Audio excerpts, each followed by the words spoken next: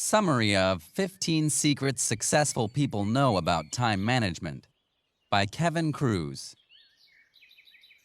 Introduction.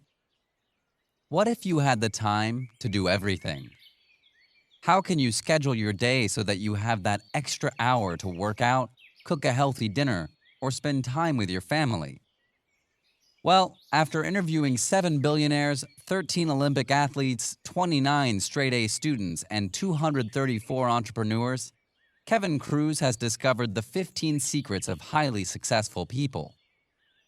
Find out how successful people organize their calendar, why to-do lists are counterproductive, how to cure procrastination, how to run 5 to 10-minute meetings, how to reduce stress and leave work by 5 p.m. without feeling guilty. Through these 15 secrets, you can learn how to increase your productivity and stop feeling stressed and overwhelmed. Chapter 1. Time Management Skills. Do you ever wish that you had more time in your day? Perhaps you wish you had that extra hour or so to get in a good workout, cook that healthy dinner, or clean up the house. Or perhaps you find yourself wondering how successful people have the time to get it all done. How CEOs have the time to run a company and work on their own projects. Or how that mommy blogger has the time to raise her kids, schedule date nights, and keep the house immaculate. Well, Kevin Kruse lets you in on a secret for how he's accomplished it all. Just like you, he has 1,440 minutes in his day. We all have the same amount of minutes. It's simply up to you to use those minutes wisely. Time is the most valuable and scarcest resource. By acknowledging this concept, you can begin to count down the minutes from the moment you wake up. Kruse reminds himself of this by taping a 1400 poster over his office door. But why minutes and not seconds or hours? Well, there are plenty of tasks that only take a minute or two, like knocking out a few push-ups and sit-ups, starting a load of laundry, or even just watering that office plant in the corner. Most importantly, we can never get time back again. Unlike money, it is irreplaceable. Once it's gone for good. Once you recognize how valuable your time is, it's important to identify your most important tasks, or as Kruse calls them, your MITs. Based on research conducted by Teresa McCann, a professor at the University of Missouri St. Louis, the two most important keys to successful time management are priorities and mechanics. In other words, you must know what to focus on and how you're going to get it done. Take Olympic gold medalist Brianna Scurry, the starting goalkeeper for the United States women's soccer team. She used this MIT concept when preparing for the Olympics. She states, "About 6 months before an Olympics, I would relate all the decisions I made to the ultimate vision of winning gold. The simple question I would ask several times a day was, will this activity help me perform better and therefore help us win gold?" Or even Randy Gage, a New York Times best-selling author, says, "I always start with the most important thing on my priority list. If you didn't spend your week working on the most important thing, it was a week wasted." So how can you determine your most important tasks? Take some time to identify your big goals, then determine the steps that are going to help you achieve them. If you're working at a company that you wish to do well at, or even grow with, then some questions you might ask yourself are, what will I be evaluated on during my annual performance review? What does my boss care most about? How is my bonus determined? What would be the one thing that could get me promoted? You should also keep in mind that your MITs will differ each month, week, or even each day, and each person's MIT will look different. For instance, a salesperson's MIT might be cold calling to hit a sales target. A senior software executive's MIT might be recruiting a new programmer that can develop a new app. A student's MIT might be to find a tutor to proofread their English paper. A stay-at-home parent's MIT might be to book a beach house for the summer to prepare for the family's favorite annual vacation. No matter your job, Identify your MITs, figure out the steps to accomplish those tasks, and prioritize those steps first thing in the morning before the daily distractions get to you. Chapter 2. Your to-do list is where important tasks go to die. Creating a to-do list is a daily ritual for many people. They list out the tasks they need to get done that day and satisfyingly cross them off their list as they get completed. But how many of those tasks never get crossed off? Research suggests that 41% of to-do list items never get completed. But why is that? Well, think about it. As you go about your day, which tasks do you go to first? Typically, it's the smaller, easier tasks that you attempt first simply so you can accomplish something despite its lack of importance. At the end of the day, you've left those important, painstaking tasks for last that should have probably been completed first. This is just one of the many problems with writing out to-do lists.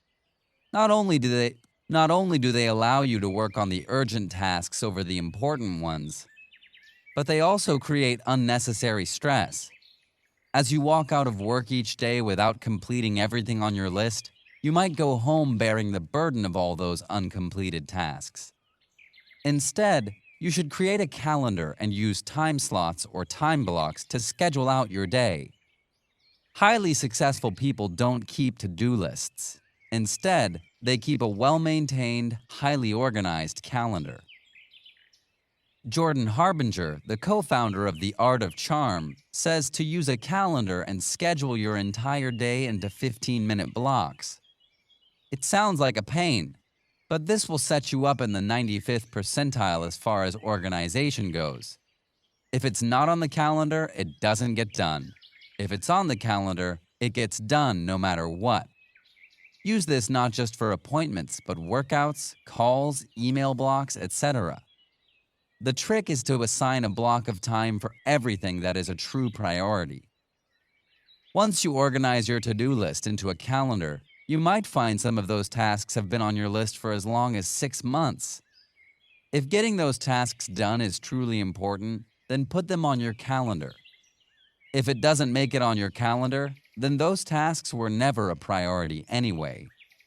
You should also prepare for your calendar to change and be flexible. For instance, if you typically complete your workout at 10 a.m., but you might have a flight to catch one day, schedule your workout for earlier in the day. You can still get everything accomplished despite changes in your schedule. Chapter 3. The Procrastination Cure. We've all been there. You promise yourself that you'll wake up earlier tomorrow and begin that workout routine that you've been putting off. You have a deadline coming up, but you decide to scroll through Facebook or Instagram instead of working on that project. You want to read that book that everyone's been discussing, but you instead binge on Netflix shows or engage in a conversation with your friend. We all feel the effects of procrastination, but why do we continue to put ourselves through this unproductive cycle?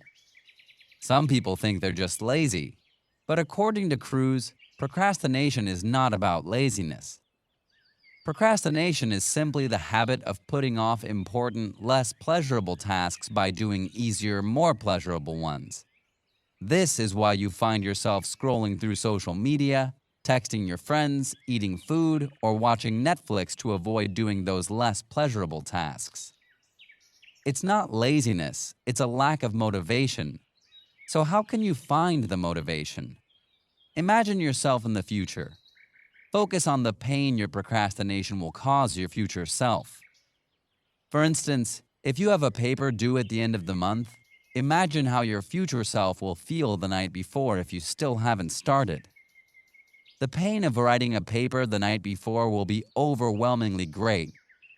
Fixate on that feeling, and you'll be more likely to begin writing it much sooner. In other words, procrastination can be overcome by finding a way to connect to your future self now. Once you begin to anticipate how you will self-sabotage in the future, you can come up with a solution to defeat your future self. But there's more than just curing your procrastination. you must also recognize how everything will never be done. As Andy Grove states, there's always more to be done, more that should be done, always more that can be done. However, highly successful people know what they value, so they leave work at 5 p.m. every day. They prioritize family time, exercise, and giving back, so they schedule their time accordingly and stick with it. In fact, did you know that George W. Bush read 95 books during his time in office? The leader of the free world found the time to do something he enjoyed. So if the president can prioritize reading, you can prioritize the things you enjoy too. Chapter 4. Keep a notebook and implement the 3-2-1-0 system. Where are you when you have some of your best ideas? Are you sitting at your desk or in a position to immediately bring your idea to life? Or are you more likely to be walking down the street, sitting on a plane, or completing a workout? For most of us, it's the latter. This is why Kruse takes a page from Richard Branson's book and advises that you should always have a notebook handy. Not only will you be more likely to remember your idea, but writing them down also solidifies them in your mind. Richard Branson admits that he wouldn't have been able to build Virgin without a notebook, so he takes one wherever he goes. In fact, he takes his notebook-keeping abilities so seriously that he once had to use his passport on a plane to write down an idea he was brewing. But Branson isn't the only person who swears by notebook-keeping. Many other greats like Thomas Edison, George Lucas, and John Rockefeller all had notebooks where they kept all their great ideas. The danger of not writing down your idea could mean losing it forever, and when wanting a successful life, that risk is simply too great a loss. In an interview with Greek shipping magnate Aristotle Onassis, he stated, "Always carry a notebook. Write everything down. That is a $1 million lesson they don't teach you in business school." So keep a notebook with you and write your notes down by hand. Taking notes by hand is much more effective than taking notes on a laptop, tablet, or smartphone. Psychologists Pam Mueller and Daniel Oppenheimer conducted 3 separate experiments with 327 undergraduates. In one study, students watched a TED Talk, took notes, and were tested on it 30 minutes later. In the end, laptop note-takers and written note-takers scored evenly on factual questions. However, those that wrote their notes scored significantly better on conceptual questions. The 7th secret to success is through using the 3-2-1-0 system when dealing with your emails. How much time do you spend each day reading, writing, and sending emails a day? Well, according to a survey completed by the McKinsey Global Institute, workers spend an average of 2.5 hours a day working on emails. This equates to 33% of a 40-hour work week. Even worse, we're constantly connected to our emails through laptops, tablets, and smartphones, which can ding at any time of day whether you're working out at the gym or eating dinner with your family. Luckily, Kruse has mastered the secret of saving time by implementing the 3-2-1-0 system. Schedule only 3 times a day, morning, noon, and night, to process through your email. Set the timer to 21 minutes and try to get your inbox to 0 in that time. Make it a game. While 21 minutes certainly won't get your email to 0 for most people, setting the timer will keep you focused and ensure that your responses are direct and short. You'll also be less tempted to click on those enticing links that will distract you from the task at hand. Other tips include unsubscribing from newsletters that threaten to distract you at all hours of the day, turning your email notifications off, and keeping your emails short. Really short. Don't worry about being rude through a brief email. Being brief is a sign of respect for the other person's time as well as your own. Some movements suggest limiting your emails to just 5 sentences or less. You can always add additional resources to your email for clarification and further explanations. Chapter 5. Say no to meetings. How many times do you leave a meeting thinking, well, that was a waste of time? It happens, and many places of work tend to fall into this trap of scheduling meetings for the sake of touching base and scheduling a meeting. This practice is a hindrance to productivity, and research even suggests that more than half of employees find meetings to be complete time wasters. For instance, research presented by Atlassian suggests that employees attend an average of 62 meetings per month, with half of those considered wasted time. Additionally, a survey conducted by Microsoft among 38,000 employees in 200 countries suggested that people spend 5.6 hours each week in meetings. 69% of participants considered the meetings to be not productive. So why are meetings such a waste of time? Well, Kruse offers two reasons for this phenomenon. First, meeting participants tend to spend time on non-pressing or insignificant issues. Second, extroverts typically dominate meetings, making others less likely to participate. As a result, many meetings fail to offer up the most valuable information. To avoid unproductive meetings, CEOs are coming up with new ways to make meetings both valuable and productive. For instance, Marissa Mayer, CEO of Yahoo, schedules meetings based on increments of 5 or 10 minutes. Because of this schedule, she's able to have up to 72 meetings in a single week. If she was forced to use the standard 30-minute schedule, she would never be able to get as much done.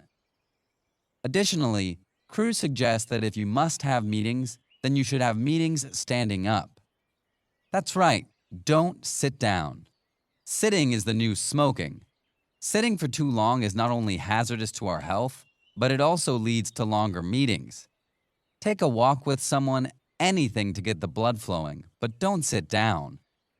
Researchers at Washington University found that meetings in which participants stand up result in better collaboration, less attachment to ideas, higher levels of engagement, and more effective problem solving. Some successful people who have implemented long walking meetings include Steve Jobs, Mark Zuckerberg, Richard Branson, and Jack Dorsey. When Kruse interviewed billionaire Mark Cuban, his best productivity advice was never take meetings unless someone is writing a check. Kruse recognizes that meetings are notorious time killers. They start late, have the wrong people in them, meander in their topics, and run long. You should get out of meetings whenever you can, hold fewer of them yourself, and if you do run a meeting, keep it short. Remember that time is money, so in addition to keeping meetings to a minimum, you should also learn how and when to say no. Billionaire Warren Buffett once said, "The difference between successful people and very successful people is that very successful people say no to almost everything." James Altucher colorfully added that, "If something is not a hell yeah, then it's a no." Not only will you waste less time on someone else's goal, but you'll also achieve your goals faster. For instance, Olympic rower Sarah Hendershot learned to say no to social engagement and events of the like to keep herself focused on winning that gold medal. As she kept her eye on the prize at the 2012 London Olympics, Sarah succeeded in qualifying for finals. Remember that you only get 1,440 minutes in a day. Don't give them away easily. Chapter 6. The Pareto Principle. What if the Pareto Principle could get rid of 80% of your work? It might sound too good to be true, but by using the 80-20 rule, you can do just that. The concept comes from the Italian philosopher and economist Vilfredo Federico Damaso Pareto. Born in 1848, legend has it that one day he realized that 20% of the pea plants in his garden generated 80% of the healthy pea pods. So Pareto began to look into uneven distribution around Italy. He discovered that 80% of the land in Italy was owned by just 20% of the population. He then investigated different industries and found 80% of production typically came from about 20% of the company. So the 80-20 rule is as follows. 80% of the results will come from just 20% of the action. While the rule can't be proven 100% of the time, it's certainly seen throughout several business scenarios. For instance, 20% of the sales reps generate 80% of the sales. 20% of customers generate 80% of the total profits. 20% of the most reported software bugs cause 80% of software crashes. And 20% of patients account for 80% of healthcare spending. You might find that you can apply this principle to personal areas in your life as well. For instance, Kruse says he owns at least 5 amazing suits, but 80% of the time he grabs his black, well-tailored, single-breasted Armani with a powder blue button-down shirt. How many pairs of shoes do you own, and how often do you grab the same 20%? Take a look at your phone. How many apps do you have, and how many do you use 80% of the time? Probably around 20%. You can use the 80-20 rule to identify which activities drive the greatest results and focus on those and ignore the rest. To do this, you can develop your skills to be exceptional in a few areas. Do the most important things exceptionally well, and finally, you can work less, stress less, and enjoy more happiness by figuring out the 20% of things that are most important to you. Once you've figured out the tasks that will have the greatest impact, you should save even more time by asking yourself 3 simple questions. 3 Harvard questions can save you 8 hours a week. By leveraging your skills and delegating tasks, you can become more productive than ever. An experiment published by the Harvard Business Review proved that 41% of a worker's time is spent on activities that weren't necessarily satisfying or could be done by someone else. So researchers trained employees to slow down and analyze their tasks. They taught them to recognize if they could 1. Drop. What could I drop? What can I stop doing entirely? 2. Delegate. What items can I delegate to a subordinate? What can I outsource? 3. Redesign. What can I continue doing, but in a new, time-efficient way? On average, employees who were trained saved 6 hours of desk work and 2 hours of meeting time each week. Chapter 7. Theme your days and touch it once. How can you hone your time management skills even more? It seems with all that Kruse has introduced, you should be a master time manager by now. But there are even more secrets that you can learn. Kruse takes advice from Jack Dorsey, the co-founder of Twitter, who themes his days to get the most done. He believes that highly successful people often theme days of the week to focus on major areas. For instance, having Mondays for meetings and management and Friday afternoons for cleaning up before the new week starts allows you to use your time more wisely. For instance, Jack Dorsey uses Monday as an administrative day. So if he does find himself in a meeting or on a business call, once it's complete, he won't ask himself, now what? Instead, he'll ask, what day is today? The answer? Administration. He'll then take a look at his calendar and to-do list to see which items fall under the administrative category. By creating a framework, you can get back into action more quickly rather than waste time figuring out what you need to do to get done. You'll stress less and become more productive if you theme your days and accomplish tasks that fall into that day's category. Entrepreneurial coach Dan Sullivan suggests theming each week based on 3 types of days to stay focused and energized. The first type of day is called Focus Day, which is reserved for the more important revenue-growing tasks. The second is called a Buffer Day, which is used for answering emails, holding meetings, returning calls, delegating tasks, and completing paperwork. Finally, the last type is called a Free Day, in which no work should be done and should be reserved for family time, vacation, and charity work.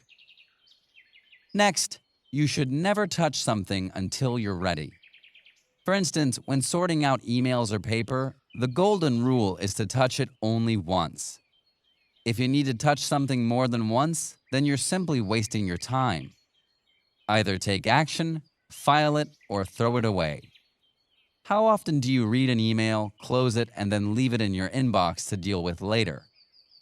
Highly successful people try to touch it once. So if something will only take 5 or 10 minutes, then they'll deal with it right then and there. Not only does this reduce stress, but it's also more efficient since you won't have to reread or evaluate the item again in the future. For example, Kruse's sister Debbie recently emailed him, but instead of writing her back, he called her to see if they could talk right away. By immediately taking action, Kruse didn't waste time rereading her email, and he didn't forget to contact her by leaving her email in the depths of his inbox. You can apply this touch it once rule to more than just your professional life.